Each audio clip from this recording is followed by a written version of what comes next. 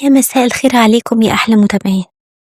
أنا جاية لكم من قعدة صراحة بقولك انتي مش تايهة، انتي بس صوتك اتدفن تحت أصوات كتير. عارفين السؤال اللي بيوجع قوي بجد؟ مش أنا فشلت ليه؟ السؤال الحقيقي هو أنا بحب ايه أصلا؟ السؤال ده تقيل لأنه بيحطك فجأة قدام نفسك، بيخليكي تكتشفي إنك مش عارفة انتي مين بجد. بس خليني أقولك الحقيقة من غير ما ألطفها، انتي مش تايهة علشان مفيش شغف، انتي تايهة لأن صوتك اتغطى بكلام الناس، بتوقعاتهم، بالمفروض. كل مرة قلتي فيها حاضر وانتي جواكي لأ. من واحنا صغيرين اتعلمنا نكون مقبولين مش حقيقيين، اتعلمنا نمشي على اللي يريح الناس مش اللي يريحنا احنا. كل مرة سكتي فيها عن رأيك، كل مرة غيرتي نفسك علشان حد يقبلك، كل مرة مشيتي عكس إحساسك، كل ده كنت بتعدي خطوة عن نفسك.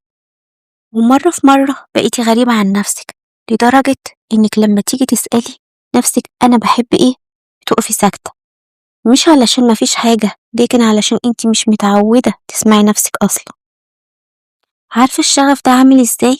مش صوت عالي، مش حاجة بتيجي فجأة وتقولك أنا هنا. الشغف صوت هادي جدا بيعدي كده في لحظات صغيرة، لما تعملي حاجة تحسي براحة من غير سبب، لما تندمجي مع الوقت وتنسي نفسك، لما تحسي انك خفيفة مش مضغوطة ولا مجبورة. بس احنا بنتجاهل اللحظات دي علشان متعودين ندور على حاجة كبيرة واضحة تقال عليها ده نجاح. وفوق كل ده في حاجة تانية بتسكت الصوت ده أكتر، الخوف. الخوف من الفشل، الخوف من إنك تجربي وتطلعي مش شاطرة، الخوف من كلام الناس. فبنختار الطريق الآمن حتى لو كل خطوة فيه مش شبهنا. بس خليني أقولك الحقيقة اللي هتفرق معاكي، مفيش شغف من غير تجربة، مفيش تجربة من غير شوية خوف. انتي مش محتاجة تعملي حاجة كبيرة، بس محتاجة تقربي خطوة من نفسك حتى لو صغيرة، تجربي، تغلطي، تزهقي، بعدين تكملي من تاني. علشان الشغف مش حاجة بتتلاقى، الشغف حاجة بتتكون.